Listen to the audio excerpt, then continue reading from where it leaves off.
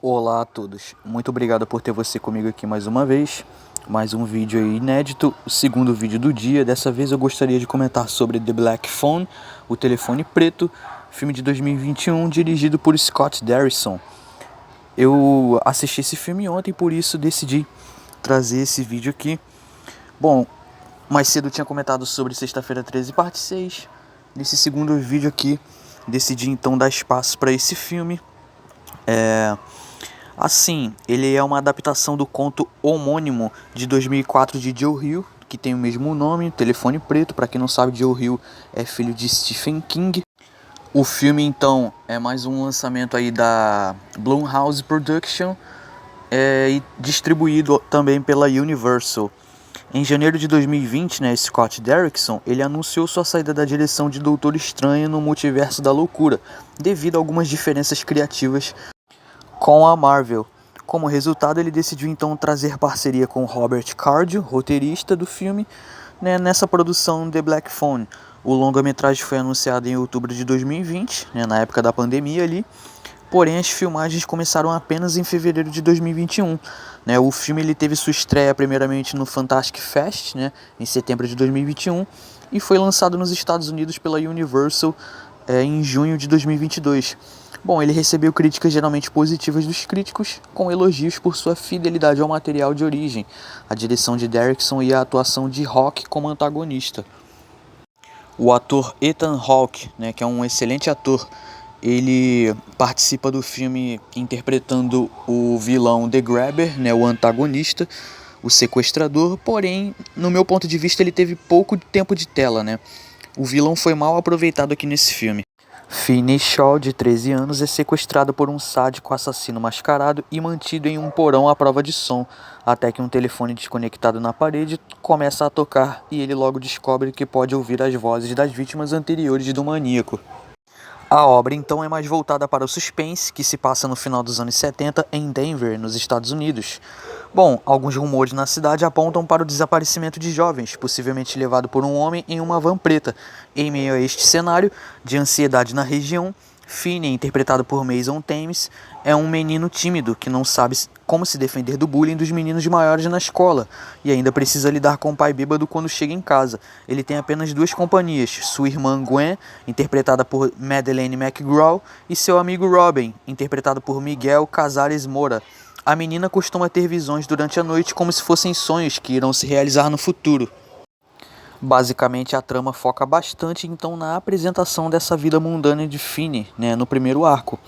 Porém, de repente, tudo muda quando o próprio garoto é raptado pelo sequestrador, personagem sem nome, porém é conhecido como The Grabber, ou o sequestrador, que é interpretado por Ethan Hawke.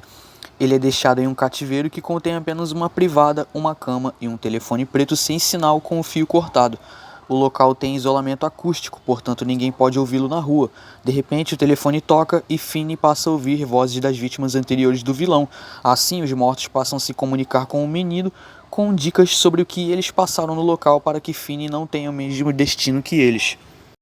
Uma coisa que eu acho interessante, um ponto positivo desse filme é a ambientação, tá? A ambientação ela é muito boa para a construção de um suspense, tá? O filme obviamente possui poucas cenas de ação, mas sempre fica aquela sensação de desconforto no ar. Eu acho interessante a forma como o diretor, o Scott Derrickson, ele usa o suspense para flutuar de maneira muito orgânica entre o sobrenatural, por exemplo, usando as vozes das vítimas e os sons de Gwen, irmã de Finney, e também a realidade na qual eles estão vivendo, com a ameaçadora presença de um psicopata, que em tese é capaz de qualquer coisa na frente de Finney. Um bom trabalho também para o diretor de fotografia, o Brett Jutkiewicz. Ele usa as sombras e a pouca iluminação natural do cativeiro para criar expectativa, como se algo de ruim pudesse aparecer a qualquer momento ali no cenário. Porém, o roteiro, que foi escrito pelo próprio Derrickson e por Robert Cardio, que também foi roteirista do filme A Entidade, ele erra basicamente na investigação fora do cativeiro, na forma como o filme tenta expandir isso. Porque a impressão que dá é que os policiais envolvidos, eles apenas avançam, quando possuem entendimento do crime, à medida que são alertados por Gwen após um sonho, né, que ela teve, deixando lenta essa parte da obra, né? Essa parte do roteiro fica um pouco lento e parece que o roteiro tá te encaminhando para lugar nenhum, percebe? Você acaba se questionando ao longo do filme, ué, cadê a mídia, né? Cadê a polícia? Cadê a família?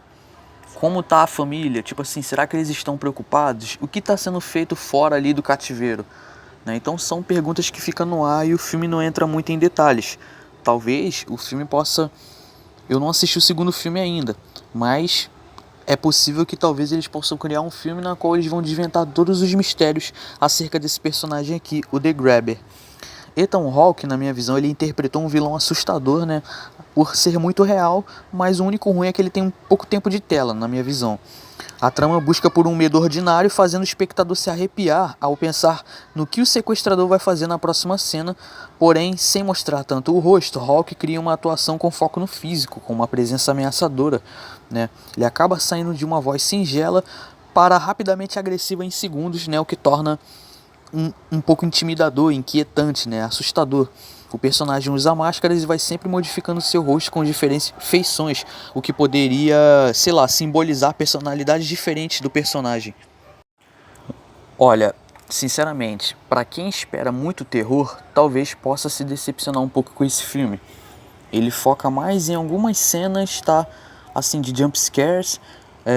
Tem alguns jump scares no filme, porém também tem algumas cenas, né? Porque a ambientação ajuda muito para um clima de suspense, né? Que ele é efetivo, porém o filme peca em algumas questões no meu ponto de vista, mas no geral talvez não comprometa tanto a experiência. Você pode ver que aqui ele tem uma avaliação boa. Alguns apontam esse filme como o melhor, né? Na época quando lançou, o melhor filme de terror da época, de 2022. Bom, eu até gostei do filme, porém eu acredito que poderia ter sido melhor, mas vale dar destaque ao diretor Scott Derrickson, porque ele já dirigiu filmes, né, bastante famosos, como O Exorcismo de Emily Rose, né, A Entidade, Livrai-nos do Mal, e participou aqui na direção de The Black Phone, né. O filme tem um bom trabalho de fotografia e assim, para The Black Phone eu dou uma nota 6,5, tá? Eu não vou dar uma nota maior justamente pelo fato do antagonista não ter sido mais explorado, mas no geral é isso, tá? Fecho minha análise por aqui. Se você gostou do vídeo, por favor, deixe seu like, deixe seu comentário abaixo. Muito obrigado a todos pela paciência e pela atenção. É uma honra ter sempre vocês aqui comigo. Vou ficando por aqui. Por hoje é isso. Muito obrigado a todos e até mais.